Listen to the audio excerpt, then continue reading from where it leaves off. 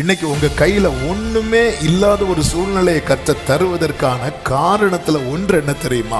நீங்க பார்க்க வேண்டியவரை பார்க்க வேண்டும் என்பதற்காக.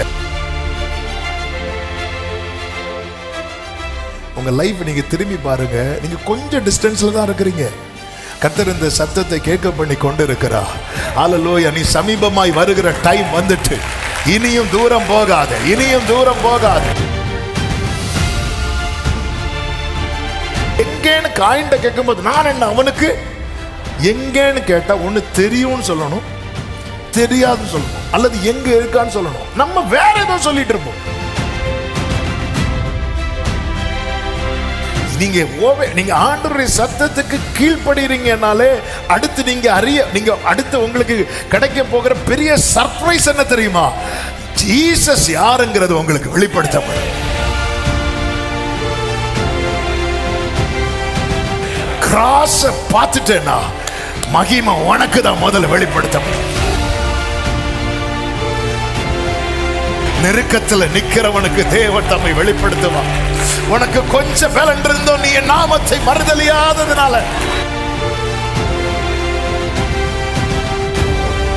நீங்க கர்த்தரை மட்டும் மனசுல வச்சு அவர்கிட்ட நெருங்குங்க, உங்களுக்கு எல்லா தேவைகளும் கிருபையால் சந்திக்கப்படும்.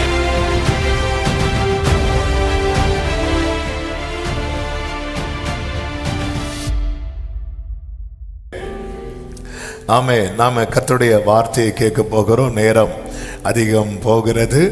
ஆமென். ஜெபத்தோடு நாம் கர்த்தருடைய வார்த்தை கேட்கலாம். ஒரு வார்த்தை ஆண்டவர் நம்மோடு கூட பேசும்படியாய் தேவ சமூகத்தில் நம்மை தாழ்த்தி, இனியும் உம்மை கேட்பேன், நீர் சொல்வதை நான் செய்வேன், என் கூட பேசுங்கப்பா, பேசாம மட்டும் இருக்காதீங்கப்பா. ஆமென். இனியும் உம்மை கேட்பேன். ஜெபத்தோடு கேட்கலாமா? பேசாம மட்டும் இருக்காதீங்கப்பா, பேசாம மட்டும். நீர் பேசாவிட்டால் நான் உடைந்து போவேன், ஒரு குலைந்து போவேன். நீர் பேசாவிட்டால் நான்.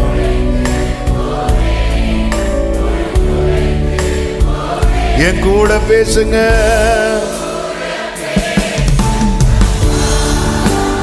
ஆமென்.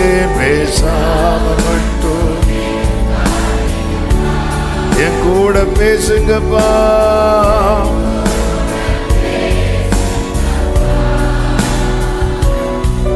பேசாம மட்டும். நீர் பேசாவிட்டால் நான் தளர்ந்து போவேன், நீர் பேசாவிட்டால் நான் தளர்ந்து போவேன், தள்ளாடி போவேன், தளர்ந்து போவேன். என் கூட பேசுங்க. ஆமென். பேசாம மட்டும் என் கூட பேசுங்கப்பா.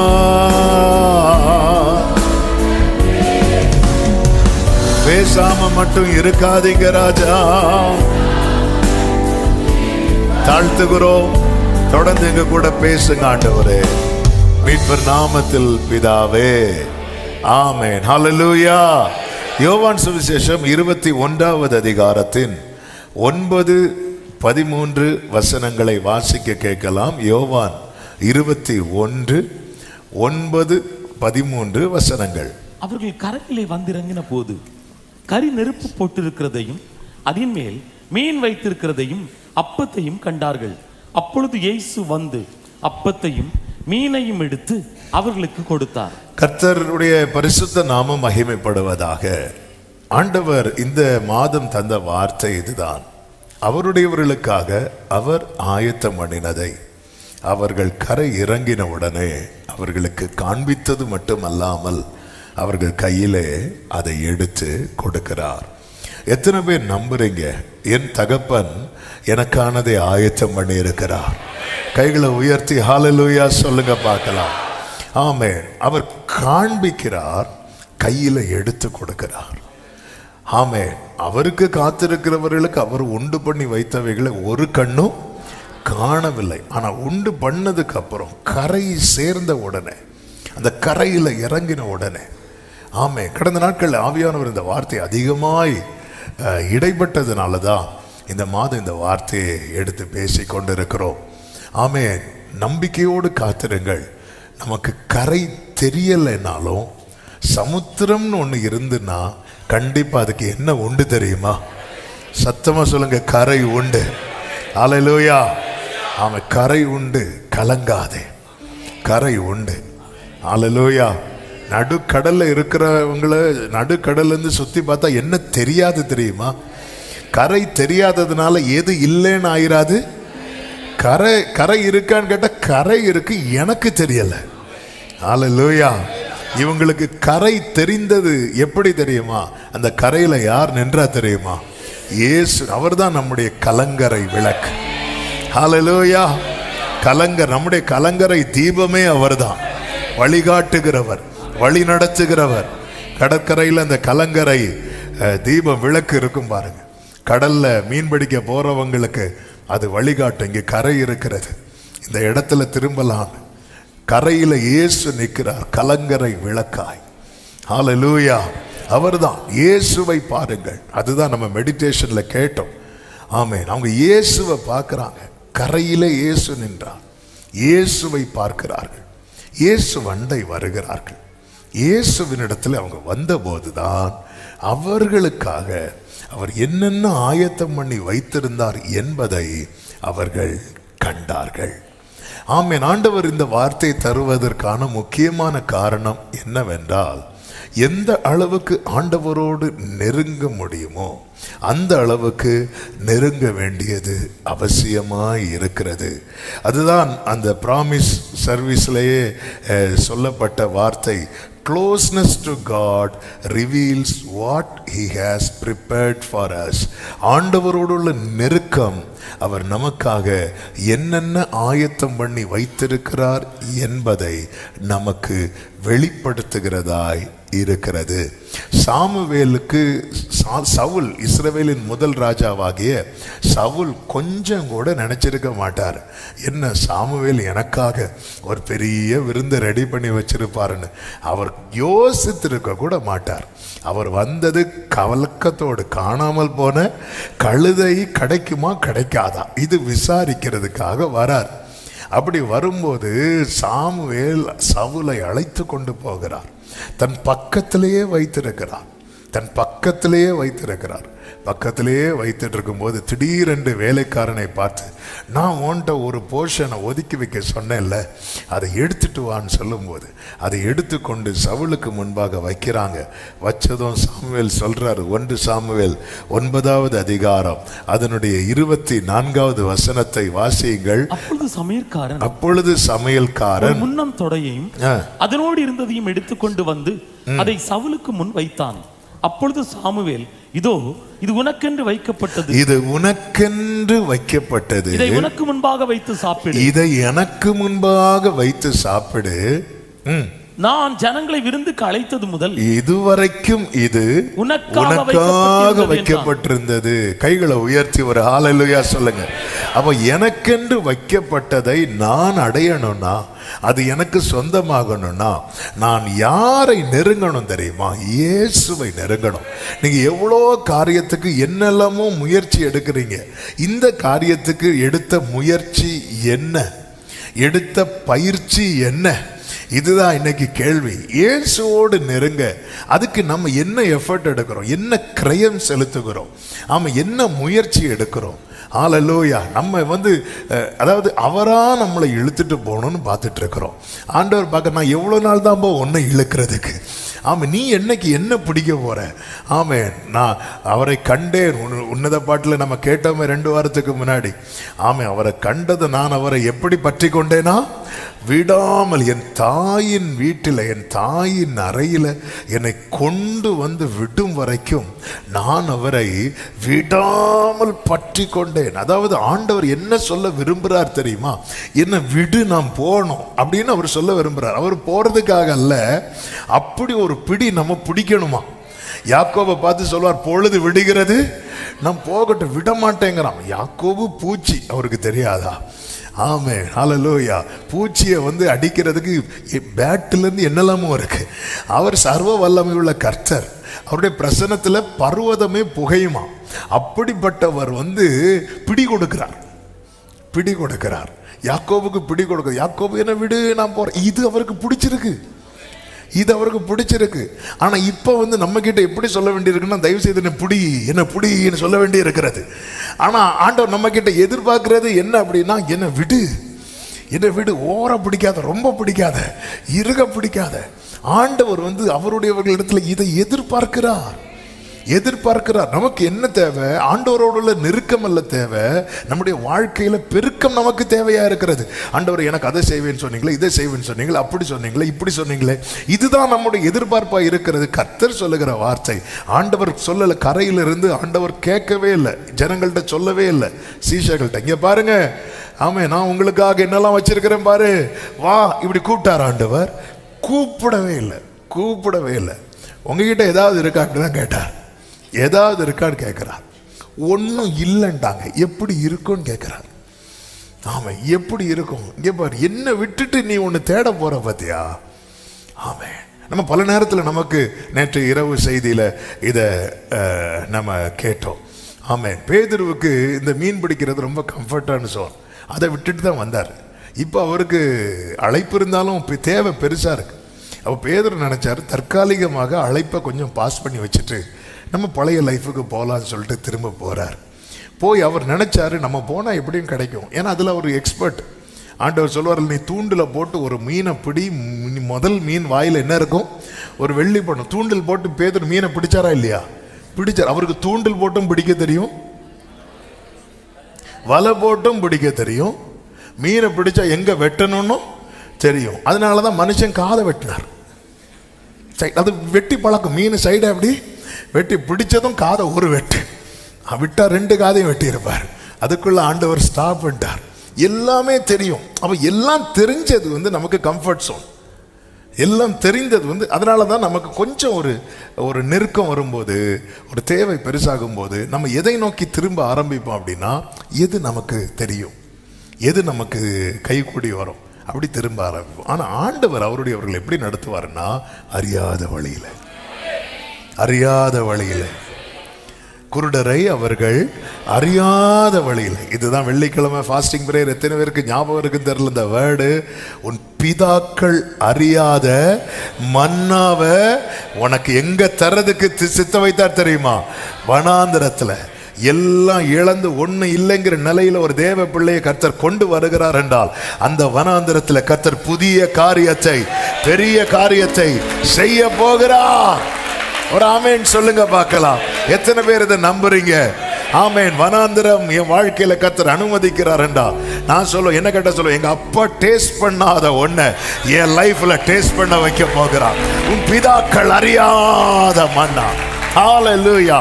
என்ன பர்சனலா ரொம்ப பலப்படுத்தின வார்த்தை இது. ஆமென். பிதாக்கள் அறியாத மன்னா. அதனால முந்தின ஆலயத்தின் மகிமையை பார்க்கிலும் பிந்தின ஆலயத்தை, அதனால ஆண்டவர் ஒரு ட்ராக்கை போடும்போது ஆண்டவர்கிட்ட நீங்க ட்ராக்கை மாத்திராதீங்க, அந்த மேப்பை கையில வாங்குங்க.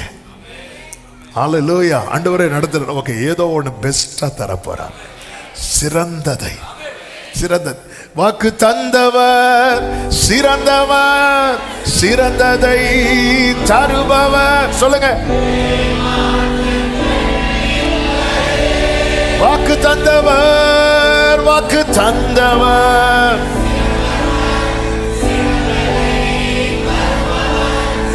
ஏமாற்றங்கள். அவர் நயங்காட்டி அழைப்பார், ஆனா ஏமாத்த மாட்டார். ஆமே. அதை செய்வோம், இதை செய்வோம்னு சொல்லிட்டு செய்ய முடியாம போறதுக்கு அவர் அரசியல்வாதி எல்லாம் கிடையாது. அவர் ஏமாற்றவே மாட்டார். அவர் சொன்னது அந்த ஒரு உறுப்பு கூட மாறாம நிச்சயம் நிறைவேறும். ஆமென் சொல்லுங்க பார்க்கலாம். இன்றைக்கு செய்தியில முக்கியமா நம்ம பார்க்க போகிறது, எப்படி ஆண்டவர்கிட்ட நெருங்க. ஆண்டவர்கிட்ட நெருங்க நாம் செய்ய வேண்டிய காரியங்கள், நெருங்கினவர்களுக்கு உண்டாகிற ஆசீர்வாதங்கள்.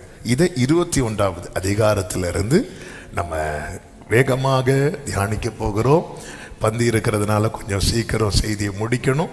எனவே நீங்கள் எல்லாருமே விழிப்புடன் கவனிக்க உங்களை அன்புடன் கேட்டுக்கொள்ளுகிறேன். விழிச்சிட்டீங்க, கர்த்தர் உங்களை ஆசீர்வதிப்பாராக.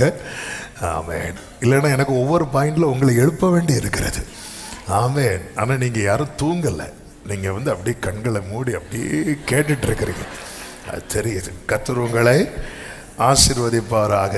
ஆமென். இயேசுவின் இடத்துல நெருங்க நிறைய காரியங்கள் ஆதியாகமம் முதல் வெளிப்படுத்தின விசேஷம் வரைக்கும் நமக்கு பரவலாய் சொல்லப்பட்டிருக்கிறது.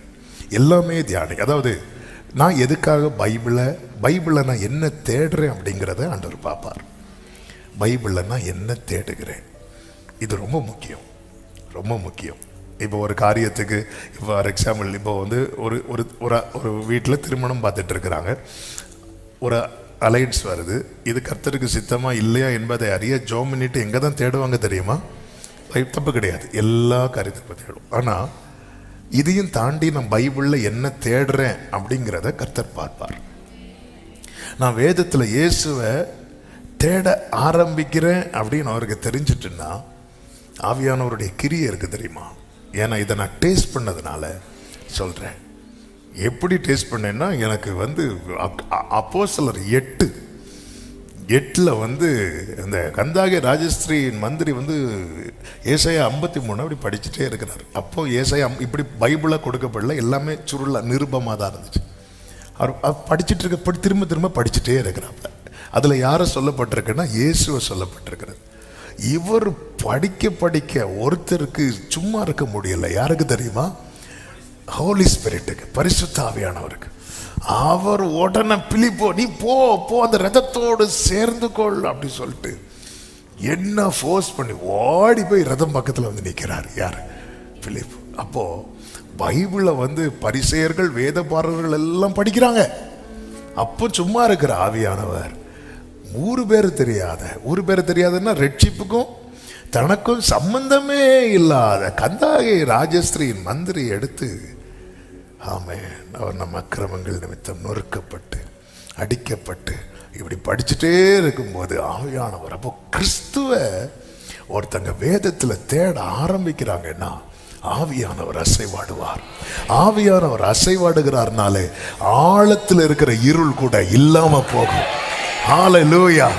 ஸோ பைபிளில் நம்ம நிறைய தேடுறோம், வாக்குத்தத்தங்களை தேடுகிறோம், ஆலோசனைகளை தேடுகிறோம், எல்லாத்தையும் தேடுங்க. அதையும் தாண்டி ஆமென் ஜீசஸை தேடணும்.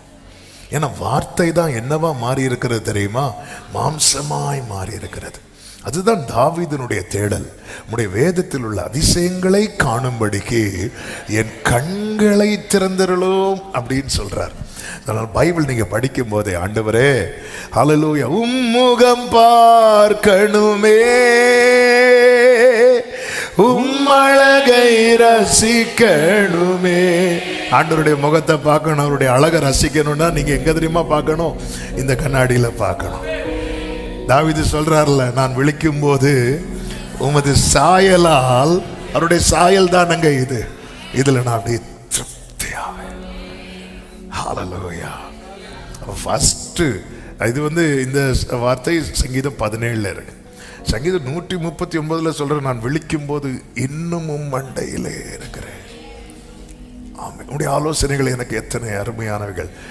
நான் விழிக்கும் போது இன்னமும் மண்டையிலே, நான் விழிக்கும் போது உமது சாயலால் திருப்தியாவே. ஆமென். இப்படிதான் தாவீது ஸ்கோர் பண்ணிட்டு போயிட்டே இருந்தது. அவர் தேடும். ஆமென். அவரை தேடுகிறவர்களுடைய இருதயம் வாழும், அது வாழும். ஆமென். என்னை தேடுகிறவன் என்னை கண்டடைகிறான். ஆமென். ஆண்டவர் அதிகமா தேடணும். ஆண்டவருக்கு மகிமை உண்டாவதாக. இந்த 21வது அதிகாரத்தில் இயேசு வண்டையில் நெருங்கும்படியாய் ஆமென். ஆவியானவர் நம்ம கற்றுத்தருகிற 5 காரியங்கள். ஃபர்ஸ்ட் நம்ம மெடிடேஷன்ல கேட்டது தான், கரையில் நிற்கிற இயேசுவை பாருங்கள். இயேசுவை பாருங்கள். ஆமென். 21வது அதிகாரம் 4வது வசனத்தில் சொல்லப்பட்டிருக்கிறது, விடியற் காலமான போது இயேசு கரையிலே நின்றார். அவரை இயேசு என்று சீஷர்கள் அறியாது. அதாவது அவரை குறித்து இன்னும் அவங்களுக்கு சரியான வெளிச்சம் இல்லை, இருந்தாலும் அவர்கள் இயேசுவை பார்த்தார்கள். ஆமென். அதாவது இதான் ஃபர்ஸ்ட் ஸ்டெப். உங்க கண்களை ஏறெடுத்து பாருங்கள். கண்களை இயேசுவை, இயேசு எப்படிப்பட்டவரோ இதுதான் சகேவுக்கும் தெரிஞ்சது. இயேசு வராரு, இவர் எப்படி பட்டவரோ. அதனால அவன் என்ன தீர்மானிச்சு, அவரை என்ன செய்யணும்? பார்க்கணும். பார்க்கணும். நீங்க ஏதாவது சீஷர்கள் எங்க இருக்கிறாங்கன்னா 200 முழம் தூரத்தில் இருக்கிறாங்க, கடல்ல இருக்கிறாங்க. இயேசு கரையில நிற்கிறார். இவங்களுக்கு இடையில 200 முழ தூரம் இருக்கிறது. அப்போ இந்த டிஸ்டன்ஸை கொஞ்சம் கொஞ்சமா குறைச்சி இயேசு தம்மண்டை இவர்களை கொண்டு வரணும். இனிஷியேட் எடுக்கிறது, அதாவது இதுக்கான முயற்சி எடுக்கிறது ஃபுல்லா யாரு அப்படின்னா ஜீசஸ் தான். பட் நம்ம கிட்ட இருந்து வெளிப்பட வேண்டிய காரியங்களை ஒன்றுதான், கண்களை எங்க பார்க்கணும் அப்படின்னா, இப்போ என்னெல்லாம் இருக்கு இவங்களை சுத்தி? கடல் இருக்கிறது, வலை இருக்கிறது, படகு இருக்கிறது. ஆமென். கரையில இயேசு இருக்கிறார். இவங்க இரவுல மீன் பிடிக்க போறாங்க. வேதம் 3வது வசனத்தில் சொல்லுகிறது, அந்த ராத்திரியிலே அவர்கள் ஒன்றும் பிடிக்கவில்லை. கொஞ்சம் யோசித்து பாருங்க, அந்த ராத்திரியில் அவங்க ஒருவேளை மீன் பிடிச்சா இவங்க யாரை பார்த்திருக்க மாட்டாங்க தெரியுமா?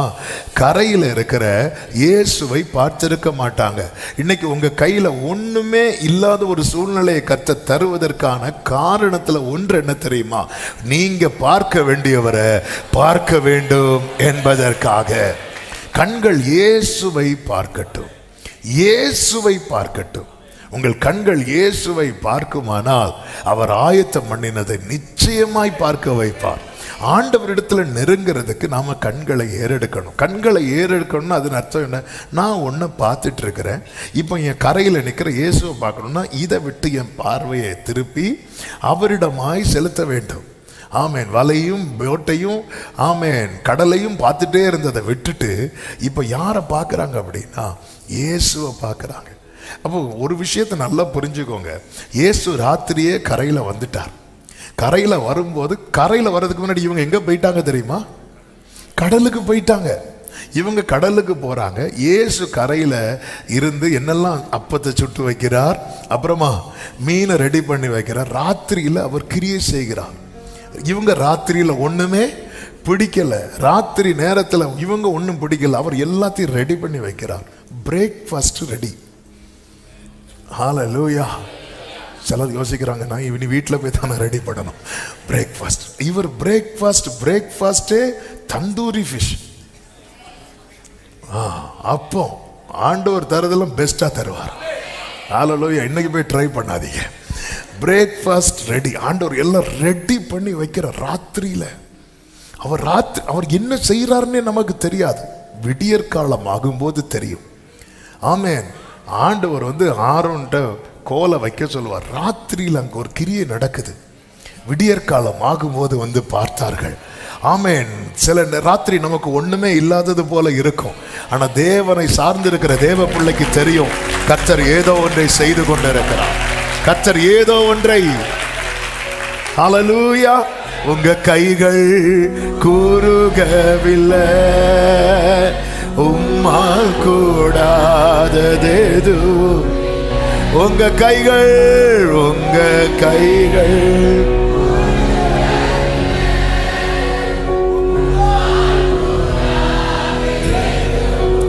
ஆமென், உம்மால் கூட. இந்த சீஷர்கள் அவரண்டை நெருங்க அவங்க முதல்ல செஞ்சது இயேசுவை பார்த்தார்கள். கண்களை ஏறெடுத்து பார்க்கணும். அவர்கள் அவரை நோக்கி பார்த்து பிரகாஷ். இவங்களுக்கு இன்னும் இயேசுவை சரியா தெரியல. எனக்கு சரியா தெரியல அதனால நான் பார்க்க மாட்டேன் இருக்காதீங்க. சரியா தெரியறதுக்காக நீங்க பாருங்க. மோசேயினுடைய முடிவை குறித்து எப்படி எழுதப்பட்டிருக்கும் தெரியுமா? கர்த்தரை எப்படி அறிந்தவனா?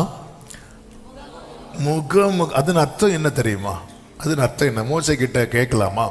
மோசே, ஆமாம் எனக்கு இப்படி கேட்பேன், அதனால தான் மோசே அது என்ன முகமுகமாக அறிஞ்சதுன்னா என்ன மோசே அப்படி கேட்டால் மோசே சொல்லுவார், உனக்கு அவர் எவ்வளோ தெரியுமா அதை விட எனக்கு தெரியும். எவ்வளோதான். நீ யாரை வேணாலும் கொண்டு வந்து நிறுத்து, ஆரோனை கூட்டிகிட்டு வா, ஆரோனுக்கு அவர் எவ்வளவு தெரியுமோ அதை விட எனக்கு தெரியும். மிரியாமா கூட்டிகிட்டு வா, மிரியாமுக்கு அவர் எவ்வளவு தெரியுமோ அதை விட எனக்கு தெரியும். யோசுவா என்னை விட ஸ்ட்ராங் தானே, யோசுவாவை கூட்டிகிட்டு வா, யோசுவாவுக்கு அவரை எவ்வளவு தெரியுமோ அதை விட.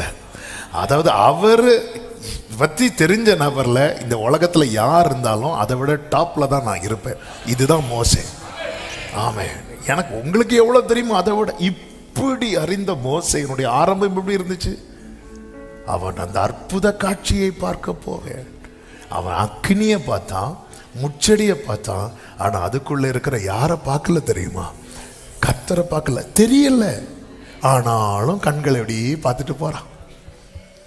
தெரிஞ்சுதான் ஜெபம் பண்ணணும்னு இல்லை, தெரிஞ்சுதான் நான் பைபிள் படிக்கணும்னு இல்லை, முதல்ல பண்ணுங்க. எனக்கு தெரியல, எனக்கு பைபிளை திறந்தாலே அது சின்ன வயசுலேயே அப்படிதானே.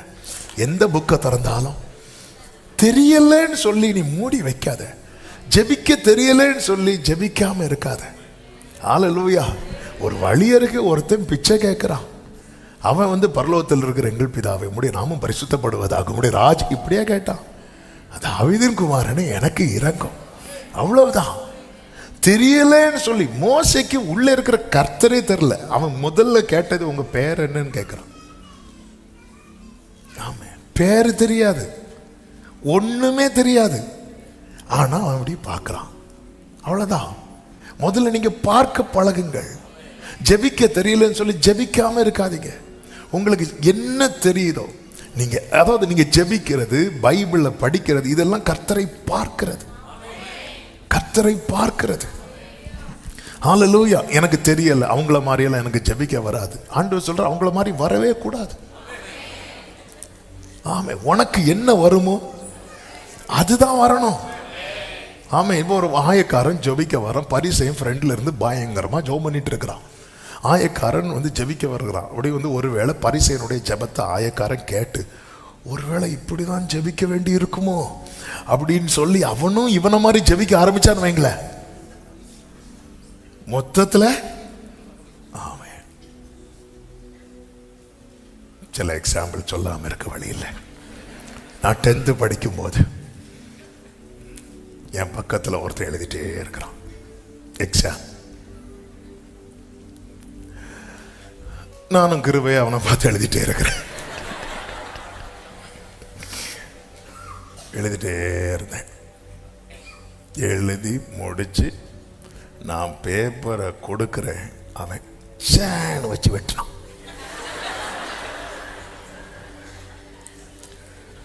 அவனும் ஃபெயிலு.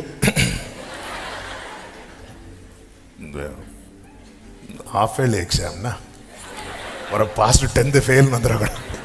இந்த ஆஃப் இயர்லி எக்ஸாம் அவனை பார்த்து நான் அப்போ தான் யோசித்தேன், ஒழுங்கா எழுதியிருந்தான். எனக்கு தெரியும் அது இருந்தாலும் அவன் ஹேண்ட் ரைட்டிங் ரொம்ப அழகாக இருந்து. அப்போ ஒருவேளை இவன் எழுதுறது தான் கரெக்டாக இருக்குமோ அப்படின்னு சொல்லிட்டு அதை பார்த்துட்டு அப்படியே எழுதி முடிச்சுட்டு, அதுக்கப்புறம் அவனை 2 அடியெல்லாம் அடித்தான். அது வேற, நீ இப்படி என்ன தோக்க வச்சுட்ட. இதுதான் இன்னைக்கு நிறைய பேர் பண்ணுறது.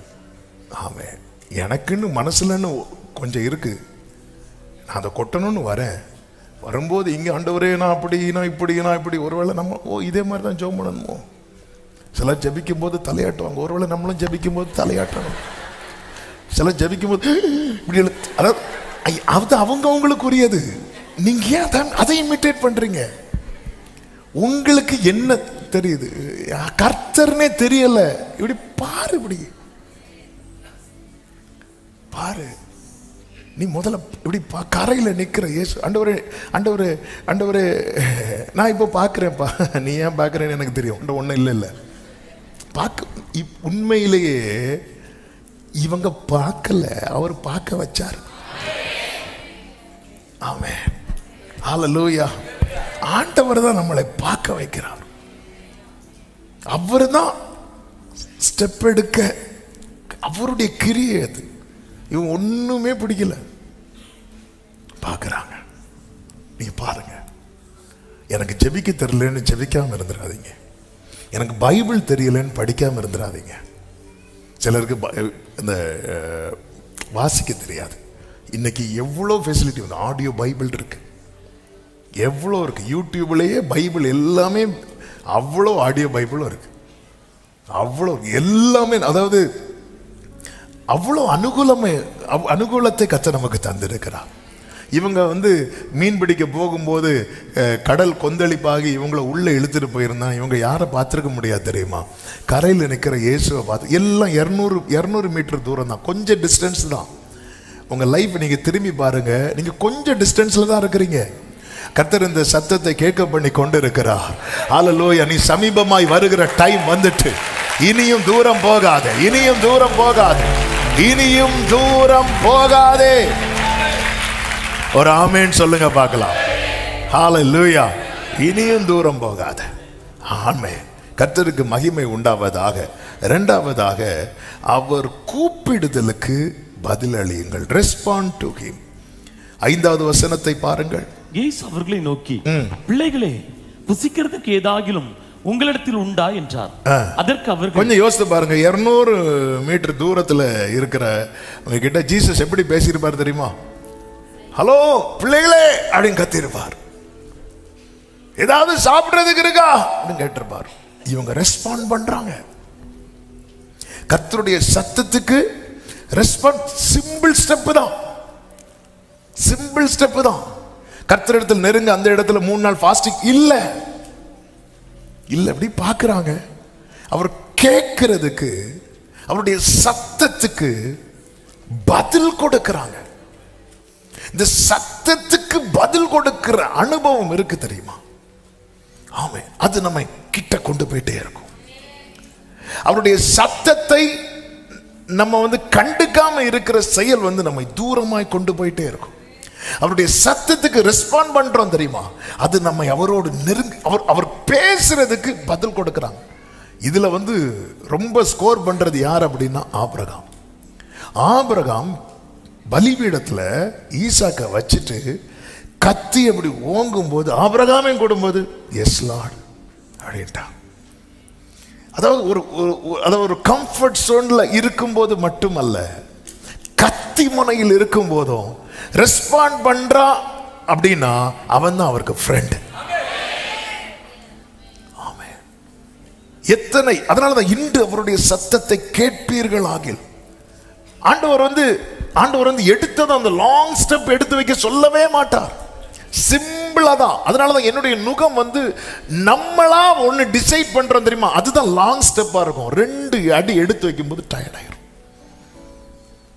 2 அடி எடுத்து வைக்கும் போது டயர்ட் ஆயிரும். எடுத்தது சீஷர்களை, இயேசு 40 நாள் ஃபாஸ்டிங் இருந்தார், 40 days ஃபாஸ்டிங் இருந்தார். சீஷர்களை கொண்டு வந்து நீ அப்படி இருக்கணும்னு சொல்லல சீஷர்கள். அதனால சீஷர்கள் மேல கம்ப்ளைண்டே வந்துச்சு. என்ன கம்ப்ளைண்ட் வந்துச்சு? யோவானுடைய சீஷர்கள் எல்லாரும் ஃபாஸ்டிங் இருக்கிறாங்க, இவங்க மட்டும் இருக்க மாட்டாங்க. ஆண்டவர் என்ன சொல்லுவார்? இவன் இருக்கவே மாட்டான் அப்படியே சொல்லுவார். இவர் மணவாளன் இருக்கு, அதன் அர்த்தம் என்னன்னா எல்லாம் இருப்பான். எடுத்ததும் நல்ல சாப்பாடு போடுறார், நல்ல சாப்பாடு போடுறார்.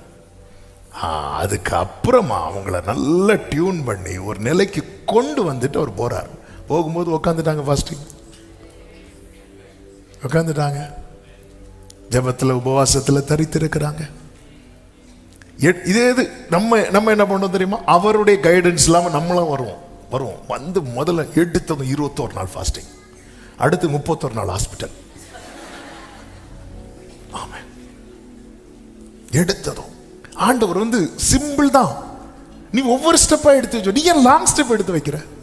சிலர் வந்து வச்சா குடுமி அடிச்சா மொட்டை, சிலர் அப்படிதான் வச்சா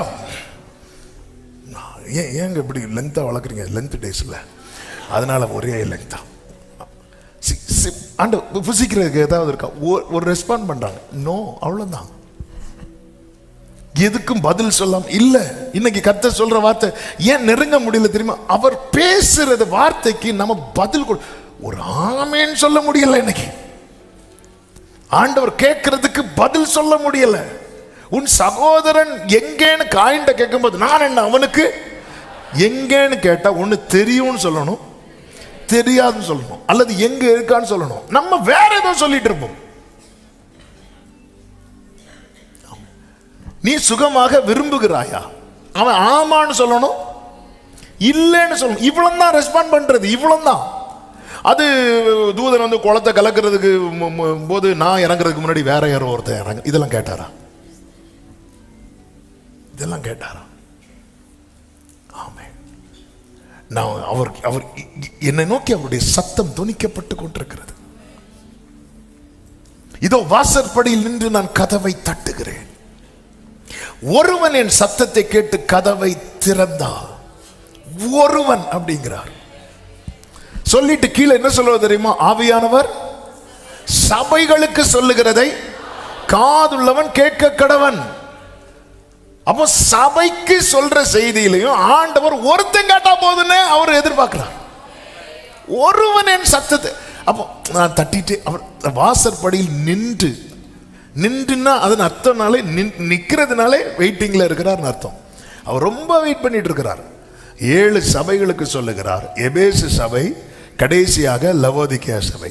எபேசு சபைக்கு சொல்லும் போது குத்துவிளக்கின் மத்தியிலே உலாவிட்டு இருக்கிறார்.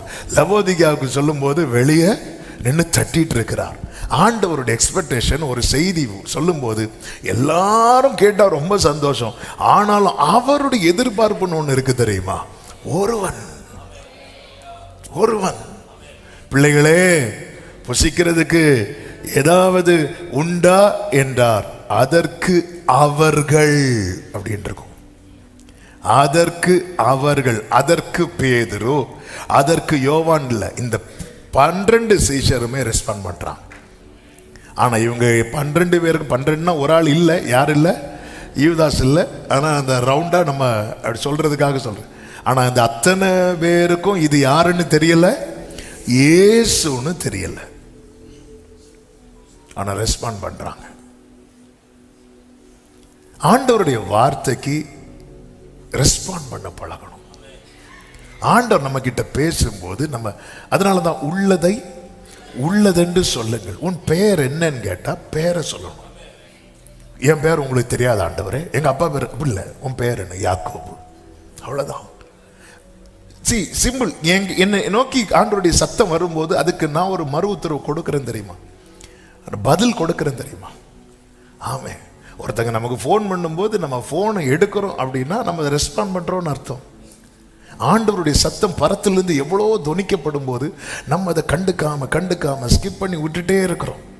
ஏசாயா 65:12, 66:4 ஆண்டவர் ரொம்ப வேதனையாய் சொல்லுகிற வார்த்தை, நான் கூப்பிட்டும் நீங்கள் மறு உத்தரவு கொடுக்கவில்லை, நான் பேசியும் நீங்கள் கேட்கவில்லை என்று சொல்லுகிறார். நான் கால் பண்றேன், நான் கூப்பிடுறேன், நீ எனக்கு ஆன்சர் பண்ணவே மாட்டேங்கிற. நான் பேசிட்டே இருக்கிறேன், நீ யார்கிட்டயோ பேசுற மாதிரி கண்டுக்காம இருக்கிற. அப்படி இருந்துட்டு என் பார்வைக்கு பொல்லாப்பானதை செய்து எனக்கு பிரியம் இல்லாததை தெரிந்து கொண்டீர்கள். அப்ப தேவனுக்கு பிரியம் இல்லாததை தெரிந்து கொள்ளுகிறவங்க ஆண்டவருடைய சத்தத்துக்கு ரெஸ்பாண்ட் பண்ண மாட்டாங்க. சாலமோன் ராஜாவை குறித்து சொல்லப்பட்டிருக்கிறது, ஆண்டவர் ரொம்ப பிரிய அவன் மேல வச்சிருந்தார். ஏன்னா நமக்கு தெரியும், தாவீது பத்சேபாளுக்கு முதல்ல ஒரு பிள்ளை பிறந்துச்சு. அந்த பிள்ளை பிறந்து கொஞ்ச நாள்ல என்ன ஆயிட்டு? இறந்துட்டு. தாவீது அதுக்காக ரொம்ப ஜோம் பண்ணுவார், உபவாசம் எல்லாம் இருந்து பார்ப்பாரு. ஆனா அந்த பிள்ளை இறந்துட்டு. அதுக்கு அப்புறம் பிறந்த பையன் தான் யார் அப்படின்னா சாலமோன். அந்த மொத்த பாசத்தை ஆண்டவர் யார் மேல வச்சிருந்தார் தெரியுமா? இந்த சாலமோன் மேல வச்சிருந்தார். நல்லா வளர்ந்துட்டு இருந்தான். ஆனா அதன் பிறகு அவன் அந்நிய ஸ்திரீகள் மேல அவன் ஆசை வைப்பான். ஆமென். இந்த ஆசை வைத்தது நிமித்தமாய் ஆண்டவர் வான் பண்ணுவார். 1 ராஜாக்கள் 11:9 சொல்லப்பட்டிருக்கிறது, ஆகையால் இஸ்ரவேலின் தேவனாகிய கர்த்தர் சாலமோனுக்கு 2 விசை தரிசனமாகி அந்நிய தேவர்களை பின்பற்ற வேண்டாம் என்று கட்டளை இட்டு இருந்தும் அவன் கர்த்தரை விட்டு தன் இருதயத்தை திருப்பினான். இதே சாலமோன்ட ஆரம்பத்தில் ஒரு சொப்பனத்தில் பேசும்போது ஆண்டவருக்கு அவன் கேட்ட காரியம் அவ்வளோ பிடிச்சது. அவன் சொப்பனத்தில் பேசின ஆண்டவர்கிட்ட சாலமோன் அவரை ரொம்ப பிரியப்படுத்துகிற மாதிரி விண்ணப்பத்தை வச்சுட்டான். இப்போ அதே போல் சொப்பனத்தில் வராரு, ஆனால் அவன் இருதயத்தை திருப்பிட்டான். திருப்பிட்டான். இது ஆண்டவருக்கு வேதனையும் கோபத்தையும் உண்டாக்கிட்டு. இன்னைக்கு இந்த காலை வேளையில் இந்த சத்தத்தை சமீபத்திலும் தூரத்திலும் இருந்து கேட்கிற அன்பு உள்ளமே, ஆண்டவர் பேசுற வார்த்தை நீங்க செய்தி கேட்கும் போது அதுல உங்களுக்கான வார்த்தை ஆண்டவர் ஏதோ ஒன்று உங்கள்கிட்ட பேசுவார். அதுக்கு ரெஸ்பாண்ட் பண்ணுங்க, அதுக்கு ரெஸ்பாண்ட் பண்ணுங்க. ஆண்டவர் கேட்கிற காரியத்துக்கு உள்ளதை உள்ளதென்று சொல்லிருங்க. இது நான் தான் ஆண்டவர், இது என்னை குறித்து தான்ப்பா சொல்றீங்க சொல்லிருங்க. நீங்க ரெஸ்பாண்ட் பண்ணிட்டீங்கன்னாலே நீங்க ஒரு ஸ்டெப் ஃப்ரெண்ட்ல வந்துட்டீங்கன்னு அர்த்தம். அந்த 200 முழம் கொஞ்சம் கொஞ்சம் குறைய ஆரம்பிக்குதுன்னு அர்த்தம். ஆமென் சொல்லுங்க பார்க்கலாம். நீங்க பைபிள் ரீட் பண்ணும்போது அது ஏதோ ஸ்டோரியா படிக்காம நீங்க ரீட் பண்ணி ஆண்டவர் பேசு வார்த்தை நம்ம லைஃபோட ரிலேட் ஆகுதா, ரெஸ்பாண்ட் பண்ணுங்க. எஸ் லார்ட், என் லைஃப் இப்படிதான்ப்பா இருக்கு, என் வாழ்க்கை. நீங்க சொல்ல சொல்ல உங்களை அறியாமலே கிட்ட நெருங்கிட்டு இருக்கிறீங்க. நீங்க கிட்ட நெருங்கிட்டு இருக்கிறீங்க. நீங்க ரெஸ்பாண்ட் பண்ணுங்க, வார்த்தைக்கு ரெஸ்பாண்ட் பண்ணுங்க. ஆமே, நம்ம வாக்கு தத்துவத்துக்கெல்லாம் ரெஸ்பாண்ட் பண்ணுவோம். ஆமே, பிள்ளைகளை புசிக்கிறதுக்கு ஏதாவது உண்டா? ஆமே, இல்ல. இது அதாவது உள்ளதை சொல்றாங்க. ஆண்டவர் எவ்வளவு சிம்பிளா ஸ்டார்ட் பண்றாரு பாருங்க, எவ்வளவு சிம்பிளா ஸ்டார்ட் பண்றார். ஆமே, ஆண்டவருடைய சத்தத்தை இக்னோர் பண்ணாதீங்க. அதாவது அதை கண்டுக்காம விட்டுறாதீங்க, கண்டுக்காம விட்டுற. அது இன்னும் தூரத்துல தான் கொண்டு போகும். Ignoring his voice keeps distance. Responding brings closeness. ஆமென். நம்ம அத சத்தத்தை நம்ம கண்டுக்காம இருக்க இருக்க இருக்க 200 முழம் 300 ஆகும், 400 ஆகும், போயிட்டே இருக்கும். ஆனால் அந்த சத்தத்துக்கு நம்ம ரெஸ்பாண்ட் பண்ண அந்த ரெஸ்பாண்ட் பண்றோம் தெரியுமா, அது நம்மளை கிட்ட கொண்டு வருமா, கிட்ட கொண்டு வரும். ரெஸ்பாண்ட் பண்ணுங்க. மூன்றாவதாக obey him. அவர் என்ன சொல்றாரோ அதை செய்யுங்க. அவர் உங்களால முடியாததை சொல்லவே மாட்டார். 21வது அதிகாரம் 6வது வசனத்தை பாருங்கள். அப்பொழுது அவர், நீங்கள் படவுக்கு வலதுபுறமாய் வலையை போடுங்கள். மீன் பிடிக்கிறவங்க மீன் பிடிக்கிறதுல எக்ஸ்பர்ட் தான் போட்ல இருக்கிறாங்க. மற்றவங்களை பத்தி எனக்கு தெரியாது. ஆனா பேதுரு, யோவான், யாக்கோபு, அந்திரேயா இவங்க தொழில என்ன தொழில்? மீன் பிடிக்கிற தொழில். அப்போ பொழுது விடிஞ்சாச்சு, நைட்டு கிடைக்கல. ஆமே, பொழுது விடிஞ்சாச்சு. இவர் சொல்றார், நீங்க வலதுபுறமாய் வலைய போடுங்க அப்படின்னு. நாங்க ஏன் வலதுபுறம் போடணும், நாங்க இடதுபுறம் போட்டா என்ன? ஒன்னும் கேட்கல. வேதம் சொல்லுகிறது, வலதுபுறமாய் வலைய போடுங்கள், அப்பொழுது உங்களுக்கு அகப்படும். அப்படியே அவர்கள் போட்டு இந்த சீஷர்களுடைய அடுத்த குவாலிட்டி என்ன தெரியுமா? ஆமே, நம்பிக்கை இல்லைன்னாலும் அவர் சொல்றதை கேட்பாங்க. ஆமே, ஹல்லேலூயா. அதாவது விசுவாசத்தை பில்ட் பண்றதுக்காக ஆண்டவர் சில காரியத்தை செய்ய சொல்லுவார். வேலைக்காரங்களுக்கு விசுவாசம் இருந்துச்சா இந்த தண்ணி ரசமா மாறும்னு? இல்லை. ஆனா வேலைக்காரங்க ஒன்று செய்வாங்க, அவர் சொல்றத செய்வாங்க. எனக்கு ஃபெய்த் இல்லை, ஆனா அவர் சொல்ற வார்த்தையை நான் கீழ்ப்படுகிறேன்னா அதுல என்ன கிரியை வெளிப்படும் தெரியுமா? விசுவாச கிரியை வெளிப்படும். ஆமென். இவங்களுக்கு நம்பிக்கை இல்லை, ஒண்ணுமே இல்லை. நைட் ஒன்றும் கிடைக்கல. வலதுபுறமாய் வலைய போடுங்க. இன்னும் இவர்களுக்கு இவர் யாருன்னு தெரியல, ஆண்டவர் யாருன்னே தெரியாம அவரை நம்புறாங்க. ஆமென், ஹல்லேலூயா. எனக்கு ஆண்டவரை குறித்த அறிவு இல்லை, எல்லாத்திலையும் குறைவு. ஆனால் அவர் என்கிட்ட ஒன்று சொல்லும் போது நான் அதை செய்கிறேன் தெரியுமா, அதை கர்த்தர் கனப்படுத்துவார். கீழ்ப்படிதல். ஆமென். இது the obedience இருக்குல்ல, அது practical expression of love. ஆண்டவர் மேல இருக்கிற அன்பை நான் வெளிப்படுத்துவதனுடைய இந்த கிரியை தான் கீழ்ப்படிதல். யோவான் சுவிசேஷம் 14வது அதிகாரத்தில் ஒரு வார்த்தை உண்டு, எல்லாருக்கும் தெரிந்த வார்த்தை தான். அதுல 22 முதல் நீங்க படிச்சீங்கன்னா, இஸ்காரியோத் அல்லாத யூதா என்பவன் இயேசுவை பார்த்து கேட்பான். என்ன கேட்பான் என்றால், ஆண்டவரே, இந்த வேர்டை கவனிக்கணும், நீர் உலகத்துக்கு உம்மை வெளிப்படுத்தாமல் எங்களுக்கு உம்மை வெளிப்படுத்த போகிற காரணம் என்ன? ரீசன் என்ன ஆண்டவரே? எவ்வளவு பேர் இருக்கிறாங்கப்பா, ஆனா எங்களுக்கு தானே உங்களை நீங்க காட்டுறீங்க.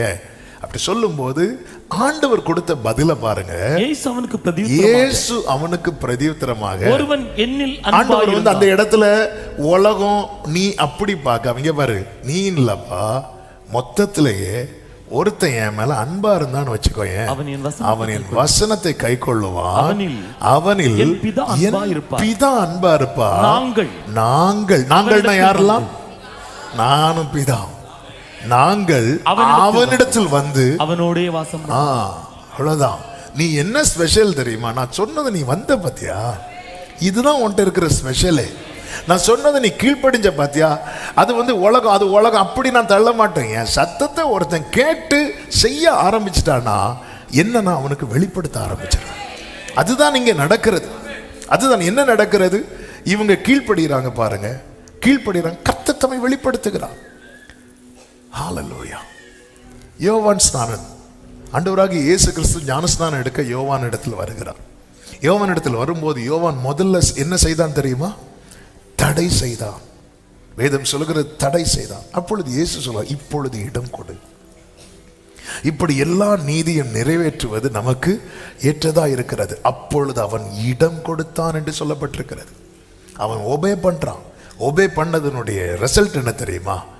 ஞானஸ்நானம் பெற்று கரையேறின உடனே பரிசுத்த ஆவியானவர் அவர் மேல வந்து இறங்குறதை யார் பார்க்கிறா தெரியுமா? யோவான் பார்க்க. அவனுக்கு அவர் தம்மை வெளிப்படுத்துகிறார். யோவான் சுவிசேஷம் 1வது அதிகாரம் 32 யோவான் என்ன சொல்லுகிறான் என்றால், ஆவியானவர் புறாவை போல வானத்தில் இருந்து இறங்கி இவர் மேல் தங்கினதை கண்டேன். அடுத்த வசனத்தில் என்ன சொல்லுவார் தெரியுமா? எனக்கும் இவரை தெரியாது யாருன்னு, நானும் இவரை அறியாது இருந்தேன். ஆனா இடம் கொடுத்தான் பாருங்க, கீழ்ப்படிஞ்சான் பாருங்க, அவர் தம்மை வெளிப்படுத்தினார். ஆமென். அதாவது இதுக்கு அடுத்த ஸ்டெப் இதுதான். அவரை அறிகிற அறிவிலே வளருங்கள். அவரை அறிகிற அறிவிலே வளர்றதுக்கு என்ன செய்யணும்? ஒபே பண்ணுங்க, ஒபே பண்ணுங்க. ஆண்டவர் சொல்ற வார்த்தைக்கு நீங்க செவி கொடுக்கும் போது ஆண்டவர் தம்மை வெளிப்படுத்துகிறார். வெளிப்படுத்துகிறார். ஆண்டவரை இன்னும் உம்மை அறியணும், இன்னும் கிட்டி சேரணும். ஹல்லேலூயா. பாதரட்சியை கலட்டினார் சொல்றார், நான் இருக்கிறவராகவே இருக்கிறேன். நீ விடியற் காலத்தில் ஆயத்தமாகி மலை மேல வா. யாத்திராக 34 எடுக்க வேண்டாம். 2 நீ உடைச்சு போட்ட தெரியுமா? அதே மாதிரி 2 கற்பலைகளை கையில் எடு. உன் கூட ஒருத்தனும் வரக்கூடாது. மலையில ஒரு ஆடு மாடு மேயக்கூடாது. நீ வந்து நில்லு. அவன் அதே மாதிரி வந்து நிற்கிறான். அவர் சொல்றார், நான் இரக்கம் உள்ளவர், நான் கிருபை உள்ளவர், நான் தயவு உள்ளவர். தம்மை வெளிப்படுத்துகிறார். நீங்க ஆண்டவருடைய சத்தத்துக்கு கீழ்ப்படுறீங்கனாலே அடுத்து நீங்க அடுத்து உங்களுக்கு கிடைக்க போகிற பெரிய சர்ப்ரைஸ் என்ன தெரியுமா? ஜீசஸ் யாருங்கிறது உங்களுக்கு வெளிப்படுத்தப்படும். இயேசு யாருங்கிறது உங்களுக்கு வெளிப்படுத்தப்படும். படகுல இயேசு வந்து உட்காரும் போது பேதுருட்ட கொஞ்சம் தள்ளு அப்படின்னார். பேதுரு கொஞ்சம் படகு தள்ளுகிறான். பேதுரு அவரை யாரா பார்க்கறோம் தெரியுமா? போதகரே, ஐயரே அப்படிம்பார். நம்ம சில பார்க்குறோம், என்ன ஜீசஸ் ஐயரா? ஐயரே, போதகரே அப்படி. அடுத்து சொல்ல வலைய போடு அப்படிம்பார். அதை ஓவே பண்ணுவான் தெரியுமா? அடுத்து இயேசுவை எப்படி பார்த்தான் தெரியுமா? ஆண்டவரே. அவனுக்கு அந்த ரெவலேஷன் கிடைக்குது. ரெவலேஷன் கிடைக்குது. ஜீசஸ் யாருங்கிறது இன்னைக்கு எத்தனை வருஷம் ஏன் பரிசேயர்களுக்கும் வேத பாரகர்களுக்கும் இயேசுவை தெரியல தெரியுமா? அவங்களுக்கு வசனம் தெரியுதும், வசனத்தை படிச்சாங்களே தவிர வசனத்தை பிடிக்கல. ஆமென். எனக்கு பைபிள் தெரிஞ்சதுனால ஜீசஸ் தெரியும்னு கிடையாது. நான் பைபிளுக்கு கீழ்ப்படிஞ்சா எனக்கு ஜீசஸ் தெரியும். இங்க பாருங்க, 21வது அதிகாரத்துல ஆண்டவர் சொல்லி இவங்க செய்யறாங்க பாருங்க. 7வது வசனத்தை பாருங்க. ஆதலால் இயேசுவுக்கு அன்பாயிருந்த சீஷன் பேதுருவை பார்த்து அவர் கர்த்தர் என்றார். கைகளை உயர்த்தி ஒரு ஹல்லேலூயா சொல்லுவோமா? இயேசுவுக்கு அன்பா இருந்தவன் பேதுருவை பார்த்து ஆண்டவர் ஸ்டெப் பை ஸ்டெப்பா கொண்டு வரார் பாருங்க. எப்படி கிட்ட கொண்டு வரார்? அவர் கர்த்தர் அப்படிங்கிறார். இதுவும் எனக்குள்ள ஒரு கேள்வி எழும்புச்சு. ஆண்டவரே, அந்த அத்தனை பேர்ல யோவானுக்கு மட்டும் தானே முதல்ல காட்டி கொடுத்தீங்க? ஏன்னா ஆண்டவர் சொன்னார், நான் சிலுவையில் தொங்கின காட்சியை ஒரே ஒருத்தன் தான் பார்த்தான். யார் தெரியுமா? யோவான் மட்டும். வேற யாரும் பார்க்கல. வேற எல்லாரும் எங்கேயோ ஓடி ஒழிச்சிட்டான். சிலுவையை பார்த்தான். கிராஸை பார்க்கிறவன் க்ளோரியை பார்ப்பான். ஹalleluya, ஹalleluya. கிராஸை பார்த்துட்டேன்னா மகிமை உனக்கு தான் முதல்ல வெளிப்படுத்தப்படும். ஆமென். யோவான் மட்டும்தான் சிலுவையில், இயேசு சிலுவையில் அடி, எல்லா செய்தியும் எல்லாருக்கும் தெரியும். ஆனா கண் கூட பார்த்தது யார் தெரியுமா? யோவான் மட்டும்தான். எத்தனை பேர் இருந்தாலும் கஷ்டத்துல ஒருத்தன் நிப்பான்னு வைங்களேன், இயேசு யாருன்னு அவனுக்கு தான் முதல்ல தெரியும். நெருக்கத்துல நிக்கிறவனுக்கு தேவன் தம்மை வெளிப்படுத்துவான். உனக்கு கொஞ்சம் பலன் இருந்தோம், நீ என் நாமத்தை மறுதலியாததுனால. Glory. எந்த கஷ்டத்திலும், எந்த நெருக்கத்திலும், எந்த துன்பத்திலும், எந்த வேதனையிலும் சிலுவையை ரிஜெக்ட் பண்ணாம நிக்கிறவன் கிறிஸ்து அவனுக்கு தம்மை முதலாவது வெளிப்படுத்துவான். ஹalleluya, ஹalleluya. நான் இதுவரை நினைச்சிட்டு இருந்தேன் அவன் மார்பிள் சாய்ந்திருந்ததுனால. ஆமா, மார்பிள் சாய்ந்திருப்பது ரொம்ப ஈஸிப்பா. ஆமா, சிலுவைக்கு முன்னாடி வந்து நிக்கிறது தான் கஷ்டம். என்ன வந்தாலும் நம்புவே என் நேச மீட்பரை, யார் கைவிட்டாலும் எனது இயேசுவை, அகல ஆழ ஓ ஜீசஸ் எவ்வளவு அன்பு கூர்ந்தார்.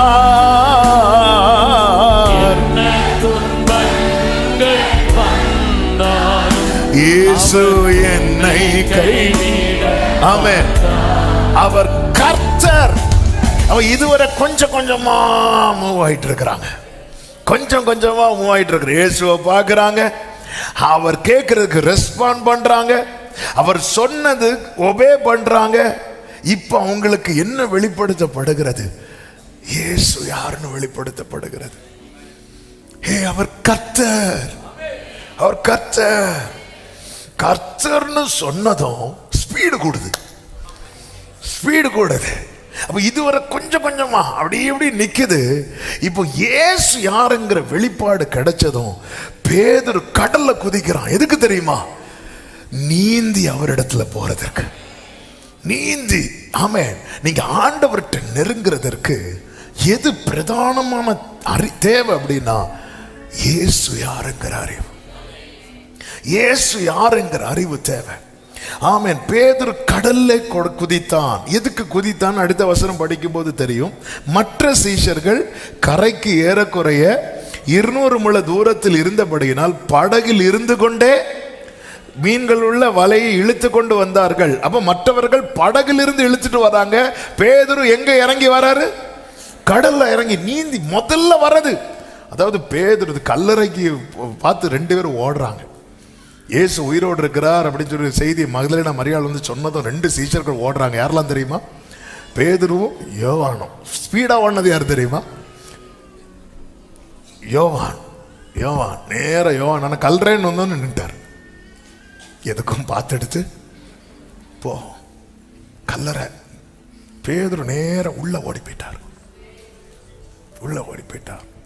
உள்ள ஓடி போய் பார்த்துட்டு ஆமே இவன் கடல்ல குதிக்கிறான். மேற்சட்டை எடுத்து கட்டி கொண்டு. ஆமே ஆமே. நேற்று முந்தின நாள் நைட்டு சொல்லியிருப்பான், பேதுரு ட்ரெஸ் எல்லாம் விலை கிடக்கு, இனி இருந்தா என்ன விலகனா என்ன. அதாவது லைஃபே இல்லை, லைஃபே இல்லைன்றவன். ஆமே, அவர் கர்த்தர் அப்படின்னதும் வேகம் கூடுது. மற்றவங்க எல்லாம் இழுத்து கொண்டே, அதாவது இழுத்து கொண்டு வராங்கன்னா எவ்வளோ பாரம். 153 பெரிய மீன். ஆனாலும் அவர் யாருன்னு தெரிஞ்சிட்டுன்னு வைங்களேன், உங்களால கிட்ட போகாம இருக்க முடியாது, உங்களால நெருங்காம இருக்கவே முடியாது. ஆமென். வேகம். கிறிஸ்து யார் என்பதை அறிந்து கொள்ளுங்கள். அறிந்து கொண்டது மட்டும் இல்ல, அவரை நோக்கி நகருங்கள், நகருங்கள். இவங்க அப்படிதான் வராங்க பாருங்கள். ஆமே, உத்தரவு கொடுங்கள், கீழ்ப்படியுங்கள், அவர் யார் என்பதை அறியுங்கள், அவரிடமாய் நகருங்கள். Move toward Jesus. அவரை நோக்கி, அவரை நோக்கி. அப்படிதான் சீஷர்கள் கரையிலே வந்து அவர் அண்டை சேர்ந்தார்கள். இயேசு அண்டை நெருங்கி. கிறிஸ்து யார் என்று அறியணுமா? அவருடைய வார்த்தைக்கு நீங்க கீழ்ப்படிய உங்களுக்கு அந்த வெளிப்பாடு கிடைச்சிட்டே இருக்கும். வெளிப்பாடு கிடைச்சிட்டே இருக்கும். அவர் யார் என்பதை அறிந்து கொள்ளுங்கள். கர்த்தருக்கு மாத்திரம் மகிமை உண்டாவதாக. இப்படி அவர் அண்டை வந்த சீஷர்கள் பெற்றுக்கொண்ட ஆசீர்வாதங்கள் என்ன அப்படின்னு சொல்லி ஒரு 5 காரியத்தை வேகமா சொல்லி ஜெபிக்கிறேன். 5 நிமிடத்துல அல்லது மேக்சிமம் 10 நிமிடத்துல. ஒன்று, அவர்களுக்கு அந்த வேளைக்கென்று அவர் ஆயத்தம் பண்ணினதை அவர்கள் கண்டார்கள். ஆமென். 21:9 அதில் தான் நாம் பார்த்தோம். ஆமென். கரிநெருப்பு போட்டிருக்கிறதையும் அதன் மேல் மீன் வைத்திருக்கிறதையும் அப்பத்தையும் கண்டார்கள். Closeness reveals provisions. ஆண்டவரோடு உள்ள நெருக்கம் நமக்கு என்னென்ன தேவைகளோ அது எல்லாமே நமக்கு கிருபையாய் பெற்று தரும். அது வெளிப்படுத்தும். என் தேவை என்ன என்பதை கர்த்தர் அறிவார். ஹல்லேலூயா.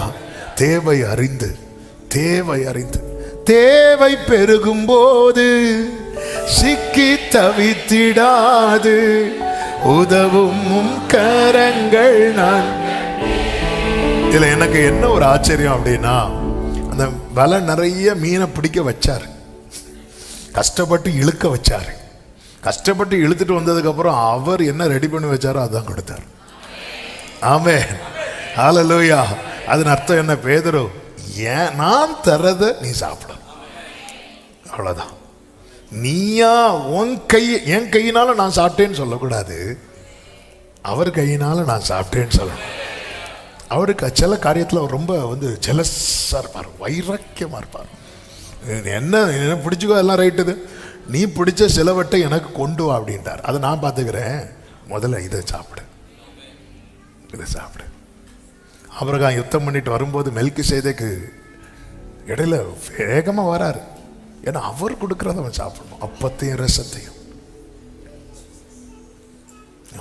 அதாவது அவங்க ஜனங்கிட்ட இருந்து அப்பத்தை வாங்கி பெருக பண்ணி கொடுக்கும்போது ரொம்ப சந்தோஷமா சாப்பிட்டாங்க.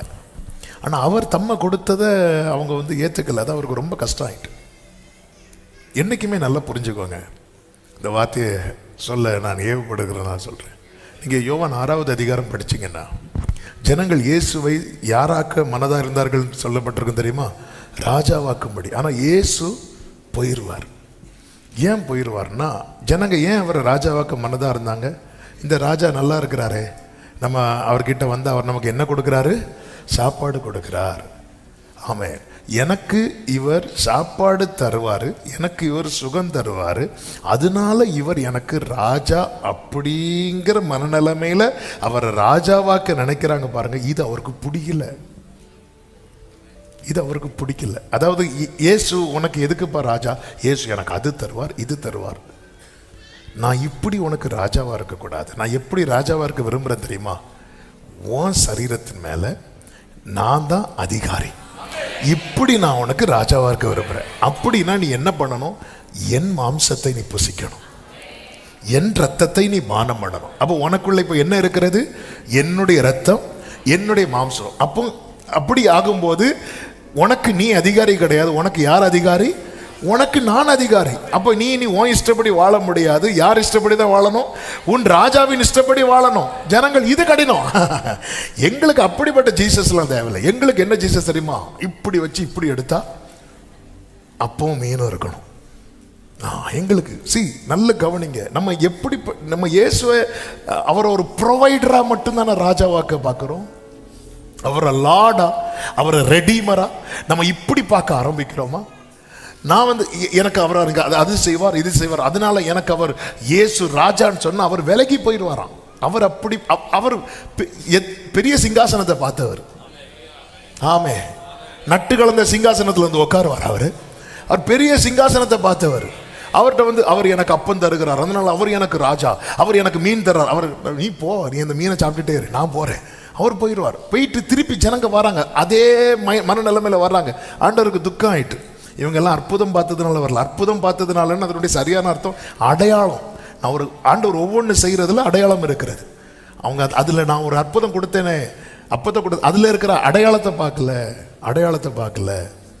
இப்ப சொல்றேன், என் மாம்சத்தை புசித்து நீ என்ன ராஜாவாக்கணும்னு நினைக்கிறேல, இப்ப நான் சொல்றேன், நான் தான் ஜீவாப்பம். என்ன புசி, என்ன உட்கொள்ளு. இல்லை உங்களை நான் உட்கொண்டேன்னா அதுக்கப்புறம் எங்க இஷ்டப்படி வாழ முடியாது. இது கடினமான உபதேசம். அப்படி நீங்க எங்களுக்கு ராஜாவா இருக்கக்கூடாது. ஆண்டவர் சொன்னார், போக மனதா இருந்தால் போ. சீஷர்களை பார்த்து சொன்ன, நீங்களும் போய்விட மனதா இருக்கிறீர்களோ. தேவைகள் அவருக்கு தெரியும், அவர் தருவார். ஆனால் தேவைக்காக தேவனை தேடக்கூடாது. ஆண்டவர் அதனாலதான் இன்ஃபார்ம் பண்ணவே இல்லை அவங்களுக்கு. இங்க பாரு, பேதுரு அப்போ அவருக்கு சொல்லவே இல்லை. பேதுரு எதை மனசுல வச்சு மட்டும் வந்தான் தெரியுமா? அவர் கர்த்தர். அவன் அப்பத்தை மனசுல வச்சு வரல, மீனை மனசுல வச்சு வரல. மறுபடியும் சொல்லுகிறேன், நீங்க கர்த்தரை மட்டும் மனசுல வச்சு அவர்கிட்ட நெருங்குங்க. உங்களுக்கு எல்லா தேவைகளும் கிருபையாய் சந்திக்கப்படும். தேவைகளை மனசுல வச்சு கர்த்தர்கிட்ட நெருங்காதீங்க, கர்த்தரை மனசுல வச்சுட்டு நெருங்குங்க. ஆமென். ஆயத்தம் பண்ணதை பார்த்தார்கள். இரண்டாவது, அவரோடு கூட ஐக்கியம் கொண்டார்கள். நீங்க ஆண்டவர்கிட்ட நெருங்கும் போது ஐக்கியம் கொள்ள முடியும். 21:12 ஆண்டவர் சொல்லுவார், வாருங்கள், போஜனம் பண்ணுங்கள், கம் அண்ட் ஹேவ் பிரேக்ஃபாஸ்ட். வந்து சாப்பிடுங்க, வா, காலை உணவு சாப்பிடலாம். வந்து பாருங்க, சேர்ந்து உட்கார்ந்து சாப்பிட வைக்கிறார். பிரியமான கர்த்தருடைய பிள்ளைகளை, கர்த்தருடைய பந்தியில் நாம் அமரப்போகிறோம். நம்ம பந்தியில் அமரும் போது எந்த மனநிலைமையில் இருக்கணும் தெரியுமா? அவர் அண்டையில் இருக்கிறோம். அவர் அண்டையில். இன்னும் இந்த ரட்சிப்பின் அனுபவத்தை பெறாமல், ஞானஸ்நான உடன்படிக்கைக்கு உட்படாமல் யாராவது இருக்கிறீங்க அப்படின்னா, உங்களுக்கு கொடுக்கப்படுகிற காலத்தை தயவாய் பிரயோஜனப்படுத்தி கொள்ளுங்கள். தூரமாக இருக்கிறது வரைக்கும் எல்லாமே நமக்கு கைக்கு எட்டாததாய் தான் இருக்கும். நீங்கள் நெருங்க தான் எல்லாமே நம்ம கைக்கு வாய்க்கப்படும். ஒரு ஆமேன் சொல்லுங்க பார்க்கலாம். ஆமேன். ஆண்டவரோடு நெருங்க முடியும். மூன்றாவது, அவர் நம்மேல் வைத்திருக்கிற எதிர்பார்ப்பை அறிய முடியும். ஆமே. ஆண்டவர் என்ன எதிர்பார்க்கிறார்? கிட்ட உட்கார்ந்த போது தான் பேதுருவிட்ட கேட்கிறார், இவங்க எல்லாரை விட நீ என்னிடத்தில் அன்பா. அவன் நம்ம ஒவ்வொருவர் மேல ஆண்டவருக்குன்னு ஒரு எதிர்பார்ப்பு இருக்கிறது. அந்த எதிர்பார்ப்பை தூரத்துல இருந்து அறிய முடியாது. பக்கத்துல நெருக்கமா உட்கார்ந்து அவர் கூட சாப்பிட்டு அப்படி ரிலாக்ஸா இருக்கும்போது, அவர்கள் போஜனம் பண்ணின பின்பு, ஆமென், சீமோனை நோக்கி, இவர்களிலும் அதிகமாக ஆண்டவருடைய எக்ஸ்பெக்டேஷன்ஸ். நம்ம 1000 எதிர்பார்ப்புகளோடு வருகிறோம். நம்ம மேலே இருக்கிற தேவனுடைய எதிர்பார்ப்பு அறிய முடியும். நான்காவதாக, ஆமென், அழைப்பை குறித்த கிளாரிட்டி, தெளிவு உண்டாகும். நம்ம ஒவ்வொருவர் மேலும் அழைப்பு, ரட்சிக்கப்பட்ட எல்லார் மேலும் தேவனுடைய அழைப்பு இருக்கிறது. அப்போ அந்த தெளிவு உண்டாகிறது. நீ என் ஆட்டுக்குட்டிகளை மேய்ப்பாயாக, என் ஆடுகளை மேய்ப்பாயாக. என் ஆடுகள் நான் இவ்வளோ நாள் சொல்லிட்டு வந்தேன் பார்த்தியா, அதை நீ மேய்ச்சிக்கோ அப்படி சொல்லிட்டு. அப்போ பேதுருக்கு தெரியுது, ஓகே, அப்போ ஆண்டவர் சபையை நடத்த சொல்றாரு. அப்போ ஒரு கிளாரிட்டி. இந்த கிளாரிட்டி இல்லாததுனால தான் திருப்பி மீன் பிடிக்க போறார். ஏன்னா லைஃப்ல ஒருக்க விழுந்து எழும்பி வந்தாச்சு. ஆனால் அந்த விழுந்த காயம் மனசுல இருக்கு. இனி நம்மளை யூஸ் பண்ணுவாரா, இனி நம்ம மேல அந்த ஒரு சந்தேகம் இருந்துட்டு இருந்ததுனால மறுபடியும் மீன் பிடிக்க போனார். ஆனால் பக்கத்தில் ஆண்டவரோடு நெருங்கி இருந்த போது அவனுக்கு இந்த கிளாரிட்டி கிடைக்கிறது. வாழ்க்கை குறித்த தெளிவு நமக்கு தேவை. ஒவ்வொருவருக்கு இல்லைன்னு வைங்களேன், நம்ம எப்போ பின்வாங்குவோன்னே தெரியாது, எங்க தடுமாறுவோன்னே தெரியாது. இதுதான் என் அழைப்பு, இதை குறித்த எனக்கு தெளிவு தேவை. தெளிவு உண்டாக எங்க இருக்கணும் அப்படின்னா, ஆண்டவர் அண்டை இருக்கணும். இயேசு அண்டையில் இருக்கிறவனுக்கு இந்த தெளிவு உண்டாகும். அந்த தெளிவு இருந்ததுனால தான் நோவாவால பேழை கட்ட முடிஞ்சது. ஒரு ஆமேன் சொல்லுங்க பார்க்கலாம். அந்த தெளிவு ஒரு தேவ பிள்ளைக்கு நிச்சயமாகி தேவை. ஐந்தாவதாக, நம் எதிர்காலத்தை குறித்து அறிந்து கொள்ள முடியும். 18வது வசனத்தை பாருங்கள். பேதுருவை குறித்து என்ன சொல்லுவார்? நீ இளவயது உள்ளவனாய் இருந்த போது உன்னை நீயே அறை கட்டி கொண்டு உனக்கு இஷ்டமான இடங்களில் நடந்து திரிந்தாய். நீ முதிர் வயது உள்ளவனாகும் போது உன் கைகளை நீட்டுவாய், வேறொரு உன் அறையை கட்டி உனக்கு இஷ்டமில்லாத இடத்துக்கு உன்னை கொண்டு போவான் என்று மெய்யாகவே உனக்கு சொல்லுகிறேன் என்றார். இன்ன விதமாய் மரணத்தினாலே அவன் தேவனை மகிமைப்படுத்த போகிறான் என்பதை குறிக்கும்படியாக இப்படி சொன்னார். அதன் அர்த்தம் என்ன? ஃபியூச்சரை சொல்லிட்டார். இதுதான் ஃபியூச்சர். யாருக்காவது ஃபியூச்சர் தெரியணுமா? ஆமென். ஃபியூச்சர் தெரியணுமா? ஃபியூச்சர் கிட்ட வாங்க. ஜீசஸ் தான் ஃபியூச்சர். ஃபியூச்சர் தெரியணும்னா ஃபியூச்சர் கிட்ட வாங்க, லைஃப் கிட்ட வாங்க. ஜீவன் ஃபியூச்சரை சொல்லிட்டார். அந்த ஃபியூச்சர் சொன்னதுனால தான் பேதுருவை அடுத்த நாளுக்கு அவன் தலையை வெட்டுற நிலைமையில ஜெயில போட்டதுக்கு அப்புறம் நம்மால் என்ன பண்ணிட்டு இருந்தாரு? ஏங்க பேதுருட்ட கேட்டது, என்ன கடல்ல போட்டாலும் நான் தூங்குவேன், என்ன நீ தீயில போட்டாலும் நான் தூங்குவேன். சிலர் இருக்கிறோம்ல, அவன் எங்க போட்டாலும் நாங்க தூங்குவேன். நாங்கள் ஃபர்ஸ்ட் சர்வீஸ் வந்தாலும் தூங்குவோம், செகண்ட் சர்வீஸ் வந்தாலும் தூங்குவோம், கம்யூனிட்டி சர்வீஸ்ல எடுத்துட்டே தூங்குவோம். சிலர்லாம் வந்து எழுப்புறதுக்கு பயமா இருக்கும், க்ளோரின்னு சொல்லி ஒரு பாத்திரத்தை தட்டி விடும். அதனால பக்கத்தில் இருக்கிறவங்களை எழுப்புவேன், அவங்கள எழுப்புங்க. அவருக்கு தெரியும், என்ன தெரியும்னா, ஆமே அவர் சொல்லிட்டார், என் ஃபியூச்சர் முதிர் வயது ஆகும்போது. ஆமே அப்படி பார்க்குறாரு, கண்ணாடியில் பார்க்க, ஐயோ நடக்கலை, இன்னும் முதிர் வயது ஆகலை. ஆமே உங்கள் ஃபியூச்சர் தெரியணுமா? உங்கள் ஃபியூச்சர் தெரிஞ்சுன்னா நீங்கள் பயம் இல்லாமல் இருக்கலாம். மோசைக்கு ஃபியூச்சர் தெரிஞ்சில்ல, மோசே இதுதான், இந்த இடத்துல வந்துரு, இங்கே தான் உனக்கு அடக்காராதனை, நீ யோசுவாவை அனுப்பி விட்டுரு. பிஸ்கா கொடுமுடிக்கு எப்படி போனார் தெரியுமா? ஆமே நான் அதை படிக்கும்போது ஒருவேளை நானாக இருந்திருந்தா, யோசுவா நீ போயிட்டு வா, அவர் கூப்பிடுறாரு, என்னென்னு போய் பாரு. எது ஓட்டம்னு தெரியணும், எது வர ஓட்டம்னு தெரியணும். என்ன சொன்ன இப்போ? எது நம்முடைய ஓட்டம்னு தெரியணும், எது வர நம்முடைய ஓட்டம்னு தெரியும். இதுவரை தான் நம்முடைய ஓட்டம்னு தெரிஞ்சுட்டு வைங்களேன், சந்தோஷமா போகணும். அதுக்கு மேல ஓட ட்ரை பண்ண மாட்டோம். பவுலுக்கு தெரிஞ்சதுனால தான் நான் ஓட்டத்தை முடித்தேன். இதுக்கெல்லாம் என்ன தேவைன்னா ஆண்டவரோடு உள்ள நெருக்கம். ஆண்டவரே, அந்த நெருக்கம் எனக்கு கிருபையா தாங்கப்பா. ஜெபிக்கலாமா? இன்னும் கிட்ட கிட்ட சேர்த்து கொள்ளுமே பாடுபட்ட நாயகா, இன்னும் கிட்ட கிட்ட சேர்த்து கொள்ளுமே ஜீவன் தந்த. ஒரு விசை கூட இந்த பல்லவியை பாடுவோம். இன்னும் கிட்ட, இன்னும் கிட்ட சேர்த்து கொள்ளுமே பாடுபட்ட நாயகா, இன்னும் கிட்ட சேர்த்து கொள்ளுமே ஜீவன் தந்த ரட்ச. முடிந்த அப்படியே ரெண்டு கைகளை உயர்த்தி, தகப்பனே மோடு நெருங்குகிற அனுபவத்தை எனக்கு தருவீர். நீங்க கூப்பிட்டும் பதில் கொடுக்காம இருக்கிற வாழ்க்கை போதும்பா. எத்தனை முறை என்ன கூப்பிட்டீங்கப்பா, மறு உத்தரவு கூட ரெஸ்பாண்ட் பண்ணாமலே இருந்துட்டேப்பா. என்னை மன்னிப்பீராக, என்னை மன்னிப்பீராக. எனக்கு உங்களுக்கு இடையில இருந்த தூரம் இனி வேண்டாம், கிட்ட கொண்டு வாங்க. ஆண்டவர் கிருபையாய் உம்மை எங்களுக்கு வெளிப்படுத்தி சீஷர்களை உம் மண்டையில கொண்டு வந்தது போல தூரமா இருக்கிற எங்களை இழுத்து கொண்டு வருவீராக, இழுத்து கொண்டு வருவீராக. ஒவ்வொருவரை ஆட்கொள்ளும் ஆயத்தம் பண்ணினதை காணும்படி செய்யும். எல்லா மகிமையும் உமக்கு, இயேசுவின் நாமத்தில் பிதாவே. ஆமென், ஆமென். அப்படியே உட்கார்.